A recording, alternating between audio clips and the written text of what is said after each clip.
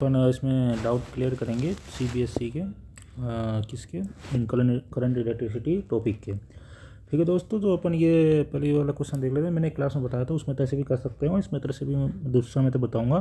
तो एक copper wire था, सिंपल ऊपर में आया 12वां number question current electricity chapter का।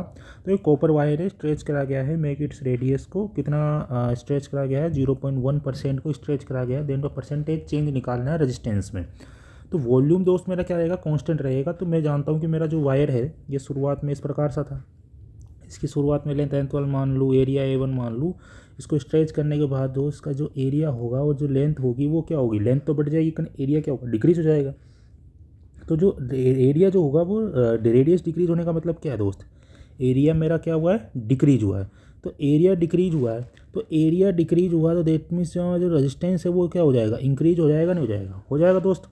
तो मैं जानता हूँ इसका जो वॉल्यूम रहेगा और इसका जो वॉल्यूम रहेगा सेम रहेगा। क्यों? क्योंकि इसमें लेंथ से इसमें क्या हुआ, लेंथ तो इंक्रीज हुई है कारण एरिया घटा है। तो volume is equal to area into length ही तो होता है। मतलब टोटल जो वॉल्यूम रहेगा वो कंजर्व रहेगा। वॉल्यूम कंजर्वेशन लोग आप यूज़ करेंगे, वॉल्यूम कांस्टेंट रहेगा। तो V initial is equal to V final is equal constant. तो मेरा जो रेजिस्टेंस का फॉर्मूला होता है दोस्तों रो एल अपॉन ए होता है। तो मैं एरिया को ऊपर नीचे मल्टीप्लाई कर देता हूँ, ये एरिया का मैंने ऊपर नीचे मल्टीप्लाई कर दिया।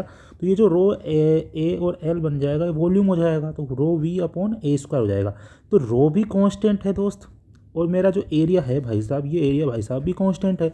सॉरी एरिया नहीं दोस्त, वॉल्यूम कांस्टेंट है, बट एरिया तो वेरी कर रहा है ना, एरिया तो इंक्रीज होता है। तो इसमें से ये पूरी ऊपर वाली जो न्यूमरेटर की जो टर्म है वो कितनी होगी, कांस्टेंट होगी। जो मेरा डिनोमिनेटर में क्या बचा, ए स्क्वायर। तो रेजिस्टेंस जो होगा वो ए स्क्वायर के रेसिप्रोकल हो गया। अब ए क्या होता है दोस्त, पाई आर स्क्वायर होता है। तो इसका होल स्क्वायर कितना होगा, पाई आर की पावर 4 हो गया। तो जो इसका मेरा फाइनली आ गया। तो रेजिस्टेंस को मैंने जब कितने परसेंट मतलब आर की पावर 4 आ रहा है, तो मैं इसको यदि परसेंटेज की टर्म में लिखूँ, जो अपन ने पढ़ा होगा क्लास 11th में, जो परसेंटेज की टर्म में मैं इस प्रकार से लिख सकता हूँ, del R upon R into 100 is equal to 4 del small R upon small R into 100। तो 4 इंटू ये, इसमें ये क्या परसेंटेज ऑफ रेडियस। तो कितने परसेंटेज डिक्रीज हुआ है, 0.1% से डिक्रीज हुआ है। तो 0.1 इंटू 4 यानी 0.4 आ गया। आप सुनना, क्वेश्चन घूम के आ सकता है। यदि यहाँ पर इंक्रीज लिखा हुआ था, तो यहाँ पर यदि रेडियस इंक्रीज होगा तो रेजिस्टेंस डिक्रीज होगा। तो यहाँ पर जो डिक्रीज होगा वो -0.4 होता मेरा फिर आंसर। बट यहाँ पर तो ये डिक्रीज लिखा हुआ तो रेजिस्टेंस तो बढ़ेगा, क्योंकि रेसिप्रोकल है एरिया के। तो ये सी ऑप्शन मेरा सही हो जाएगा। तो दिमाग लगाना, यहाँ पर इंक्रीज लिखा हुआ आ जाए तो माइनस आएगा। हाँ, इसलिए दिमाग घुमाया है इस क्वेश्चन को दोस्त। ठीक है, इसी प्रकार ये प्यारा सा क्वेश्चन करते हैं। 2 बल्ब दे रखे हैं दोस्त, जिनकी पावर P1 V1 है, दे रखी है P2 V2 दे रही है P2 V। और इफ़ दे आर कनेक्टेड किया गया है सीरीज में और पैरेलल में, supply the volt V, find the power dissipate in the two combination in term of P1 and P2। देख, अपन जो पावर होता है ना, पावर क्या होता है, वोल्टेज इंटू करंट। अब इसको तेरे को यदि करंट, अब सुन बात, जब तू बल्ब पावर की बात करेगा, जब तू किसकी बात कर रहा है दोस्त, पावर की बात कर रहा है, तो जो आई इज इक्वल टू क्या कर सकता है, तो ओम्स लॉ से वी अपॉन आर कर सकता है, नहीं कर सकता, V upon R is equal to V square upon R हो जाएगा। या तो इसको बहुत सारी टर्म्स में लिख सकता है, आई स्क्वायर आर भी लिख सकता है, V is equal to I square R रख दे तो आई स्क्वायर आर भी कर सकता है। तो तेरा जो बल्ब होगा, 2 बल्ब लगे हुए हैं, इन दोनों बल्ब को पहले तो सीरीज में रखा गया है और पैरेलल में रखा गया है। तो पहले तो मैं रेजिस्टेंस निकाल लूँ बल्ब P1 पर, जिसका रेजिस्टेंस R1 है, फिर रेजिस्टेंस निकाल लूँ बल्ब P2 का, जिसका रेजिस्टेंस R2 है। ठीक है, कोई दिक्कत नहीं है। अब मेन P1 का जो रेजिस्टेंस, जो बल्ब है, उसका V स्क्वायर रेजिस्टेंस कुछ ना कुछ रहेगा R1। तो इसका जो R1 इज इक्वल टू कितना आ जाएगा, V स्क्वायर अपॉन P1। ठीक है दोस्त, और P2 is equal to V square upon R2। यह बल्ब फर्स्ट है और ये मेरा बल्ब सेकेंड है। ठीक है दोस्त, तो R2 is equal to V square upon P2 हो जाएगा, हो जाएगा ना, हो जाएगा। अब मैं इसकी बात करूं कि पहले बोला सीरीज में रख। अब मैंने, सर तू पूछेगा, तू पूछे, मैंने पूछा क्यों नहीं कि सर इसको आई स्क्वायर आर भी तो लिखा जा सकता था, इसको ये वाली टर्म ना लिख कर मैं ये वाली टर्म क्यों यूज़ कर रहा हूँ। देख सुन मेरी बात, इसमें सप्लाई दे रहे वी दोनों में कॉमन आ रहा है, जो चीज़ कॉमन आ रही है वही तो चीज़ करूँगा। मेरे को रिलेशन निकालना P1 P2 के बीच में। Find the power dissipate in two combination, मतलब सीरीज में जो इक्वलेंट पावर आएगी और जो पैरेलल में इक्वलेंट पावर आएगी वो कितनी आएगी। तो कॉम्बिनेशन में V सेम आ रहा है, इसलिए मैंने वोल्टेज की टर्म में मैंने इसको पावर को लिखा है। यदि मेरा करंट सेम आता तो मैं करंट की टर्म में लिखता। ठीक है, अब मैं सीरीज की बात करूँगा तो सीरीज में रेजिस्टेंस जो हो जाता है, दोनों बल्ब को यदि मैंने सीरीज में लगा दिए, द बल्ब 1 है B1 और ये बल्ब B2 है, इन दोनों को सीरीज में लगा दिया और यहाँ पर एक अप्लाई दिए वोल्टेज V, ठीक है, सप्लाई इनकी V है, तो एक रेजिस्टेंस जो होता है R1 + R2 होता है, इक्विवेलेंट होता नहीं होता।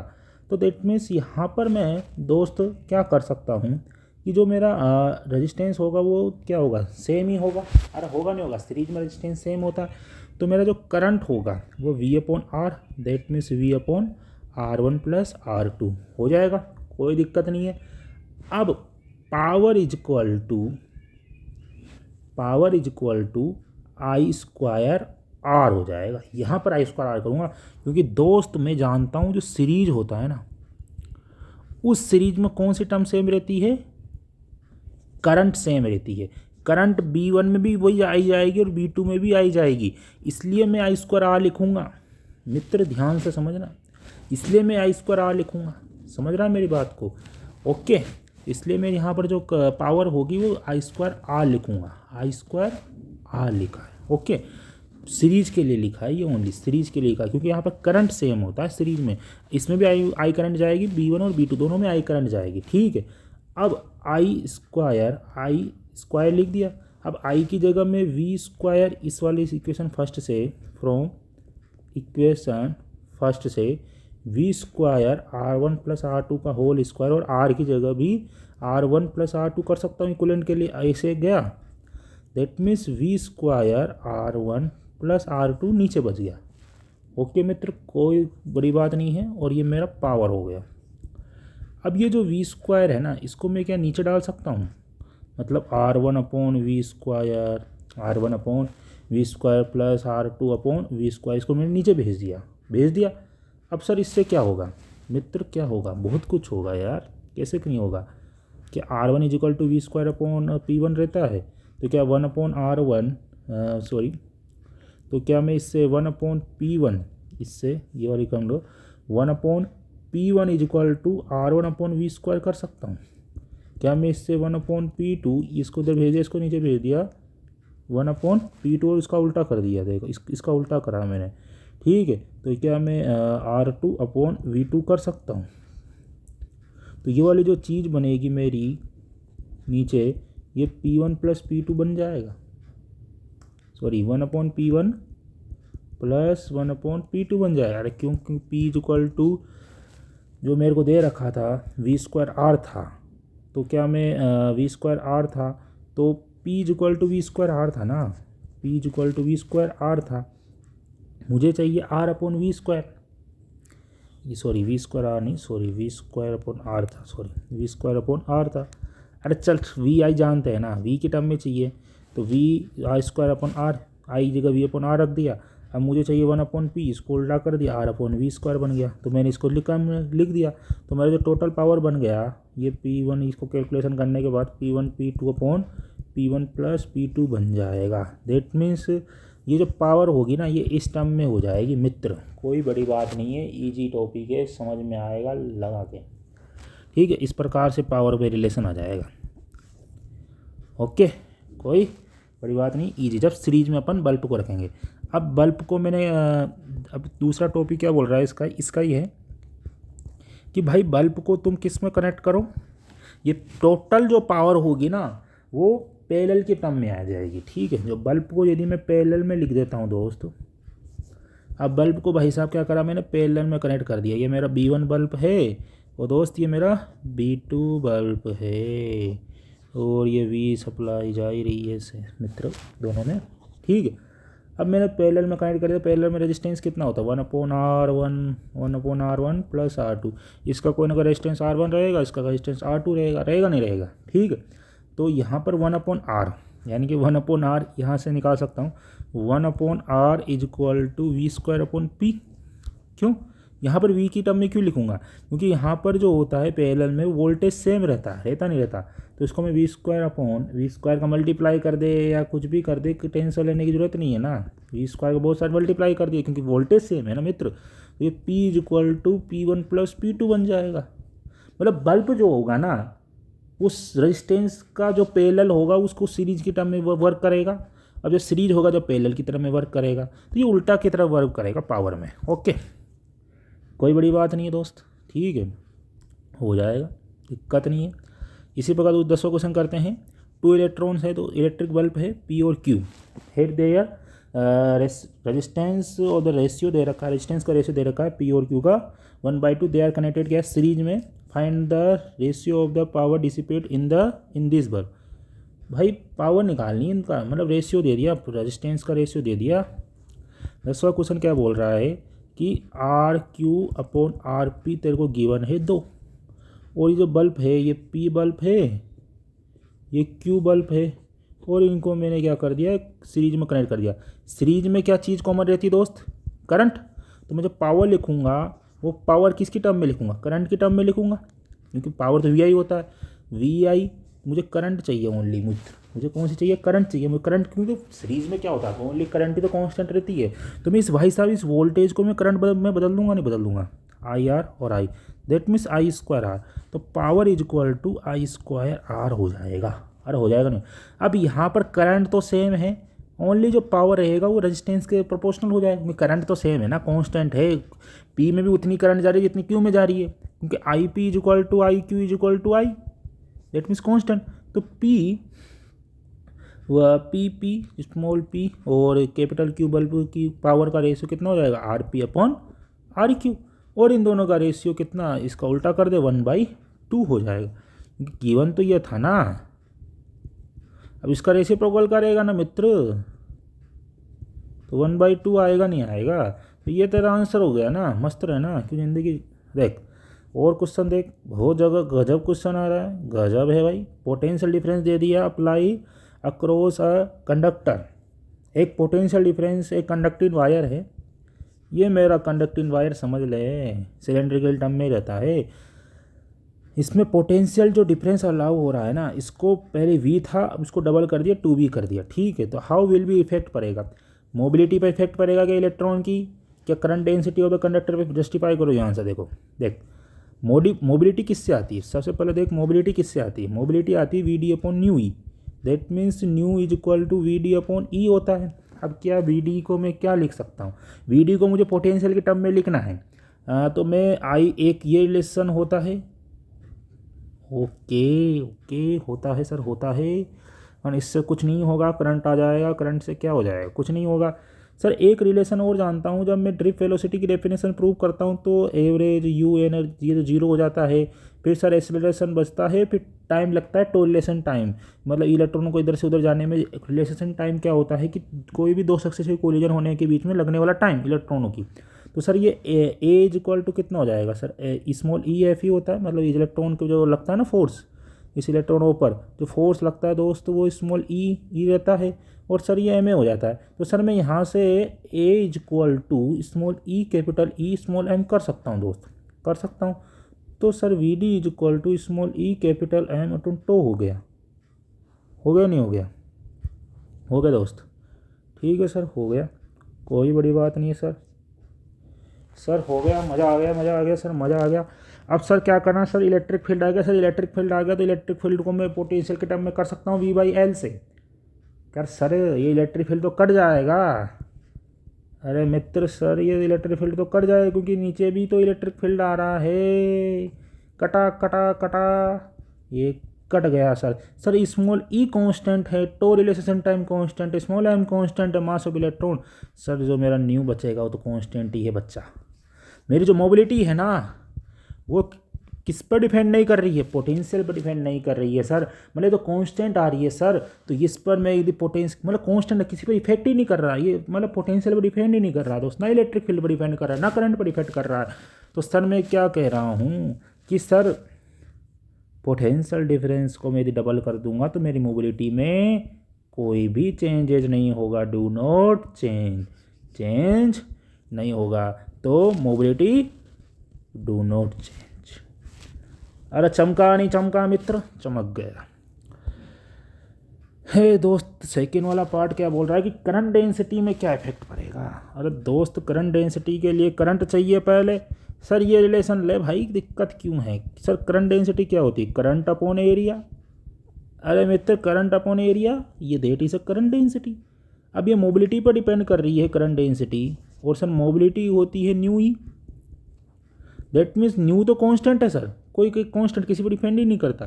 तो सर ये इलेक्ट्रिक फील्ड पर डिपेंड कर रहा है, तो ये इलेक्ट्रिक फील्ड पर डिपेंड कर रहा है सर, और इलेक्ट्रिक फील्ड बराबर होता है सर V/L।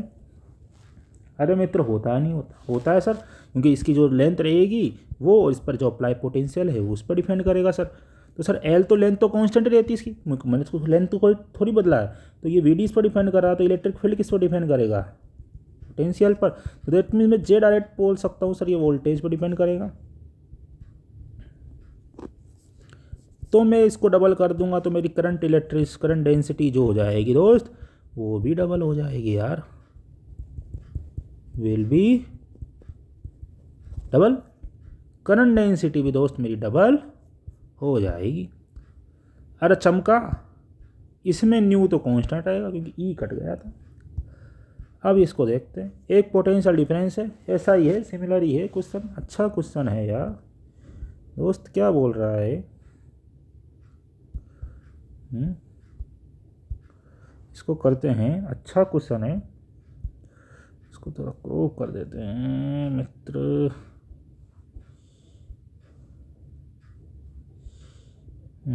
देखो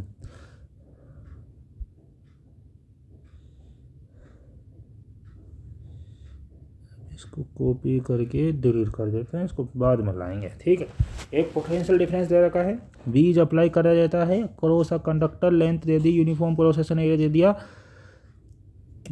how will the electric field पर क्या इफेक्ट पड़ेगा, ड्रिफ्ट वेलोसिटी पे क्या इफेक्ट पड़ेगा, करंट डेंसिटी पे क्या इफेक्ट पड़ेगा दोस्त, वेन जब वी को डबल कर दिया, वोल्टेज को डबल कर दिया, लेंथ यहाँ पर एल है, लेंथ को इस हाफ कर दिया, keeping other factor is constant. मतलब मेरे को गिवन क्या है कि मेरे को V जो है, जो मेरा वोल्टेज है उसको मैंने क्या कर दिया, डबल कर दिया। मेरी L है जो V डैश है उसको मैंने 2V कर दिया, और L डैश है उसको मैंने हाफ कर दिया, मतलब L/2 कर दिया। तो इलेक्ट्रिक फील्ड पर क्या इफेक्ट पड़ेगा, दैट मीन्स इलेक्ट्रिक फील्ड पर क्या इफेक्ट करेगा, ड्रिफ्ट वेलोसिटी पर क्या इफेक्ट पड़ेगा, और करंट डेंसिटी पर क्या इफेक्ट पड़ेगा दोस्त, ये सब पूछ रहा है इसमें, ठीक है। तो करें, अरे चमका नहीं चमका क्वेश्चन, हाँ मित्र। अब इसमें देख कुछ नहीं करना, तेरा वोल्टेज डबल कर रहा है, तो सर इलेक्ट्रिक फील्ड क्या होता है दोस्त, इलेक्ट्रिक फील्ड होता है V/L, वोल्टेज अपॉन लेंथ। ये कंडक्टिंग वायर रहेगा, इस कंडक्टिंग वायर पर अप्लाइड वोल्टेज, दैट मीन्स इसके अक्रॉस हो लेंथ, तो वोल्टेज अपॉन लेंथ ही तो अपना क्या होता है, पोटेंशियल अपॉन लेंथ, ठीक है। पोटेंशियल को डबल कर दिया और लेंथ को हाफ कर दिया। मैं ई डैश की बात करूँ sir, V dash upon L dash आ जाएगा, तो ये 2V हो गया, इसको डबल कर दिया, इसको हाफ कर दिया, और ये क्या हो जाएगा, ई dash 4V/L, that means 4E हो जाएगा। मतलब ये जो इलेक्ट्रिक फील्ड हो जाएगा, ये इलेक्ट्रिक फील्ड मेरा दोस्त क्या हो जाएगा, 4 टाइम्स हो जाएगा, will be 4 times, electric field will be 4 times, okay. दूसरा क्या पूछ रहा था, ड्रिफ्ट वेलोसिटी। अब ड्रिफ्ट वेलोसिटी न्यू ही होता है, that means drift velocity depend करेगा इलेक्ट्रिक फील्ड पर, ओनली इलेक्ट्रिक फील्ड पर डिपेंड करेगा। अरे करेगा नहीं करेगा, जब इलेक्ट्रिक फील्ड 4 टाइम्स हो गया है तो electric field voltage upon length है, तो मेरा ड्रिफ्ट वेलोसिटी, ये जो ड्रिफ्ट वेलोसिटी है VD है, drift velocity also will be 4 times. अरे ये भी 4 गुना हो गया भाई, कोई दिक्कत है क्या, नहीं है सर। करंट डेंसिटी, अरे करंट डेंसिटी का फॉर्मूला भी तो बताया था, I बराबर new current upon area, drift velocity any VD, drift current density also depend with drift velocity, N और E कांस्टेंट बच्चे हैं, स्मॉल E एक नंबर है, स्मॉल E एक चार्ज है जो भी नंबर है, मतलब 1.6 × 10⁻⁹ भी कांस्टेंट ही तो है। तो ये भी किस पर डिपेंड कर रहा है, ड्रिफ्ट वेलोसिटी पर, और ड्रिफ्ट वेलोसिटी ऑल्सो डिपेंड करता है इलेक्ट्रिक फील्ड पर। अब जो इलेक्ट्रिक फील्ड 4 गुना हो तो ड्रिफ्ट वेलोसिटी भी 4 गुना हो गया, दैट मीन्स मेरा जो कंडक्टिव, ये जो करंट डेंसिटी वो भी 4 गुना होगी, तो current density also 4 Guna, 4 times, current density also becomes 4 times of the original value, मतलब इसकी जो ओरिजिनल वैल्यू थी जेड, ये जेड एस है ना, ये जेड एस की बात करेंगे भाई, जेड एस की बात करेंगे क्योंकि चेंज करने की बात कर रहे हैं ना, फ्रॉम ओरिजिनल वैल्यू, कोई दिक्कत नहीं है सर। चमक गया, अरे चमका नहीं चमका मेरे मित्र, इलेक्ट्रिक फील्ड की बात कर दी, क्वेश्चन हो गया भाई, हंसी मजाक में ही क्वेश्चन ख़त्म हो गया अपना, कोई बड़ी बात नहीं है। क्वेश्चन तो यूँ हो जाता है, दिमाग लगा के करने थे। एक पोटेंशियल 37वां क्वेश्चन क्या बोल रहा है, पोटेंशियल डिफरेंस है वी अप्लाई कर दिया, cross conductor length V small L, cross section area दे दिया ए। ब्रीफली एक्सप्लेन कर दो how the current density Z in the conductor will be the affected, मतलब कंडक्टर पर क्या अफेक्ट होगा। द पोटेंशियल डिफरेंस वी इसको मैंने डबल कर दिया, जब पोटेंशियल डिफरेंस को मैंने डबल कर दिया तो ठीक है। तो पहला क्या बोल रहा है कि पोटेंशियल डिफरेंस को मैंने दोस्त क्या कर दिया, डबल कर दिया। तो करंट डेंसिटी क्या होती है, वही मतलब पोटेंशियल डिफरेंस को डबल कर दो, करंट डेंसिटी पर क्या इफेक्ट पड़ेगा, ब्रीफली एक्सप्लेन कर दो हाउ द कैसे करंट डेंसिटी चेंज होगी। तो मेरा जो करंट डेंसिटी होती है दोस्त वो स्मॉल ई वी डी, क्योंकि आई बराबर नहीं हुआ आया तो आई अपॉन ए जे हो गया ओनली। तो मैंने जे प्रोपोर्शनल है वी डी के, मेरे चेंज में क्या क्या करा है कि मेरा जो पोटेंशियल होगा वो डबल हो जाएगा, V D S is equal to T V हो जाएगा। Conductor were gradually switched to reduce the cross section area A by two and then the same potential difference V is apply. तो मैं पहले case की बात करूँगा जब V dash is equal to two V हो जाएगा, मतलब पोटेंशियल मैंने डबल कर दिया। तो मेरा जो दोस्त जे प्रोपोर्शनल है वी डी के, और वी डी में जानता हूँ किसके प्रोपोर्शनल होता है, इलेक्ट्रिक फील्ड के। इलेक्ट्रिक फील्ड क्या होता है, वी अपॉन एल हो गया। अब मैंने भाई लेंथ को चेंज नहीं करा है, लेंथ फिक्स है, अदर फैक्टर चेंज फिक्स है, तो लेंथ फिक्स है, ओनली वी डेस हुआ है। तो E dash is equal to two V upon L, V dash मतलब 2L। तो मेरा जो इलेक्ट्रिक फील्ड है वो 2 गुना हो गया पहले का, हो गया नहीं होगा। तो मेरा जो होगा ड्रिप इलेक्ट्रिक फील्ड 2 गुना हो गया, तो मेरा ड्रिप वेलोसिटी 2 गुना हो गया, दैट मीन्स करंट डेंसिटी भी मेरा 2 गुना हो गई है मित्र, हो गई नहीं, प्रोपोर्शनल है ना मित्र। तो मेरा जो वी डबल होने के कारण current density will be also double. तो with current density will be also double, current density भी क्या होगी मेरे पास ऑल्सो डबल हो गई, ठीक है मित्र। The conductor will gradually stretch, मतलब कंडक्टर है भाई इसको स्ट्रेच कर दिया, रिड्यूस कर दिया उसका एरिया, तो देन फिर द सेम पोटेंशियल में कोई चेंज नहीं करा है, बस एरिया घट गया, तो अप्लाई क्या होगा, करंट डेंसिटी है। अरे भाई साहब ये ऐसा था, आप बिफोर स्ट्रेचिंग आफ्टर स्ट्रेचिंग अन्ना सा पतला सा हो गया मेरा तार, इसकी लेंथ बढ़ गई, एरिया घट गया, लेंथ एल थी, बाद में एल डैश हो गई, रेडियस स्मॉल आर थी पहले, स्मॉल आर डैश हो गई, एरिया जो था ए डैश था वो ए बाई 2 हो गया, शुरुआत का एरिया मान ले ए, लेंथ एल मान ले, एरिया ए मान ले, तो बाद में एरिया कितना हो गया, घट गया भाई, ए बाई 2 हो गया। अब दोस्त मुझे क्या पूछ रहा है, करंट डेंसिटी बतानी है। अब देख करंट डेंसिटी होती है N E V D, area तो कर लिया, वी डी प्रोपोर्शनल है न्यू ई पर। अब न्यू प्रोपोर्शनल रहता है, ई बराबर होता है पोटेंशियल अपॉन लेंथ। अब सुनना मेरी बात ध्यान से समझ लेना भाई, एन कांस्टेंट ई कांस्टेंट न्यू कांस्टेंट है, और क्वेश्चन में बोल रखा है कि पोटेंशियल में भी कोई चेंज नहीं करा, विल भी सेम है, तो ये ऊपर वाली चीज़ सेम है, तो ओनली जे रेसिप्रोकल होगी लेंथ के ओनली भाई, क्योंकि लेंथ तो बड़ी है तो मतलब सीधी सी बात है करंट डेंसिटी डिक्रीज होगी, ये तो पता गया, क्योंकि स्ट्रेच करने के बाद लेंथ बढ़ गया तो करंट डेंसिटी डिक्रीज होगी। अब लेंथ कितनी बड़ी है मुझे पता लगानी है, अरे दोस्त वो पता लगानी है कि जो मेरी लेंथ है ना वो कितनी बढ़ाई है मैंने, वो मुझे पता लगाना है। अब वो पता कैसे लगाऊंगा भाई, वॉल्यूम तो इसका कांस्टेंट ही है ना, शुरुआत में जो वॉल्यूम था A1 L1, बाद में जो वॉल्यूम हुआ A dash L dash same ही तो है, तो before volume is equal to after volume, volume conservation law लगा दे मेरे मित्र, वॉल्यूम कंजर्व रहेगा, तो उससे मैं कह सकता हूँ कि A L is equal to A dash L dash हो जाएगा, ठीक है ना। अब दोस्त तू कहेगा कि सर ए डैश तो मैंने ए बाई 2 कर दिया, बोला है ना भाई क्वेश्चन में, मैंने करा नहीं है कुछ भी, तो सर मेरा एल डैश जो रहेगा सर वो हो गया 2L, तो लेंथ मेरी 2 गुना बढ़ गई है सर। और आप बोल रहे हो कि जे जो करंट डेंसिटी रेसिप्रोकल रहेगा, तो सर मेरा J dash reciprocal L dash, that means sir मैं कह सकता हूँ कि मेरा जो एल डैश है वो 2L हो गया, तो सर मैं J dash is equal to J by 2 कर सकता हूँ, तो मेरी जो करंट डेंसिटी है वो बिकम हाफ हो जाएगी दोस्तों। करंट डेंसिटी हाफ होगी, लेंथ हाफ हो, लेंथ 2 गुनी होगी तो करंट डेंसिटी हाफ होगी, क्योंकि रेसिप्रोकल है यार मित्र। तो मेरी जो दोस्त करंट डेंसिटी है ना,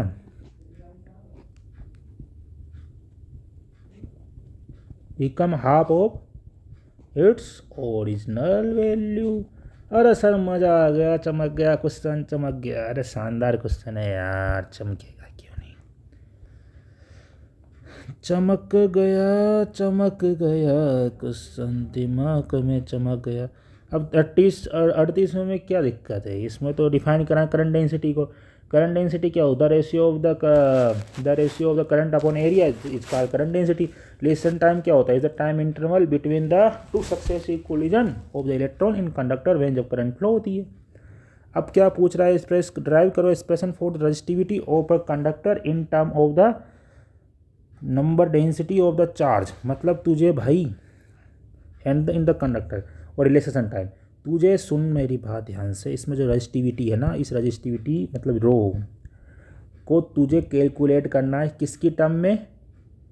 एक तो रो इन टर्म ऑफ, उसमें एक तो स्मॉल आना चाहिए, ये नंबर डेंसिटी को बताता है, और एक टो को बताता है। ये रिलेशन होता है ना, ये tau is equal to small M L N square tau, ये वाला ये ऐसा कुछ रिलेशन होता है। तो वो तेरे को कैलकुलेट करना है, इस टर्म में तुझे कैलकुलेट करना है मित्र। ये वाला रिलेशन होता है, स्मॉल ई और टो, नहीं एल नहीं आता उसमें। हाँ, तो ये कैलकुलेट करना। अब सर अरे कैलकुलेशन कराई है, कैसे कैलकुलेट करूँगा। V D is equal to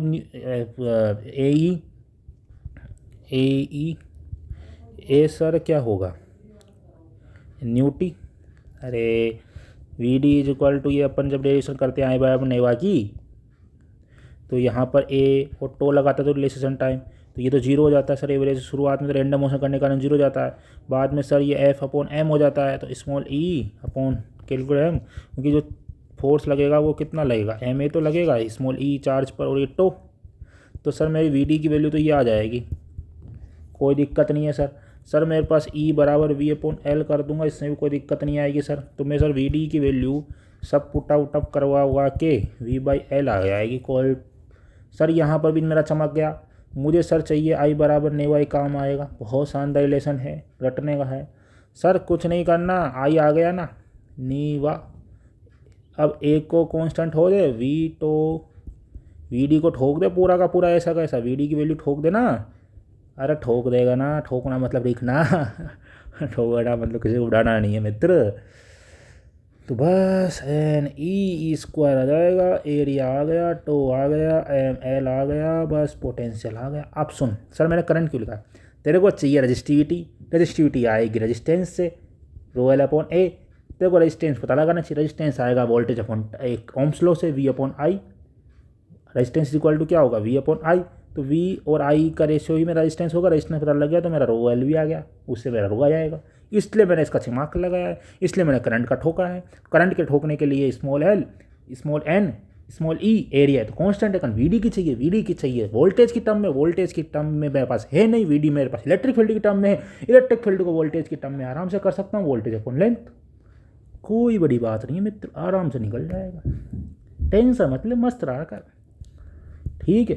अरे इंपॉर्टेंट डेरिवेशन है, आती है यार, 2 डेरिवेशन आती है, आई बराबर नीवा, small E N small N E V D ए।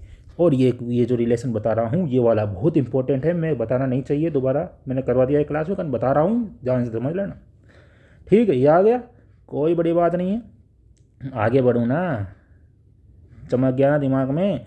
तो क्या मैं यहाँ से वी अपॉन आई क्या रेशो कर सकता हूँ, अरे इस करंट को इधर भेज दो और इधर चल जाएगा, ये बच जाएगा small N small E square A two, cross section area कर दो, तो ये सर वी अपॉन आई क्या बन जाएगा, आर बन जाएगा, ए टू सर आर बराबर होता है रो एल अपॉन ए, ठीक है।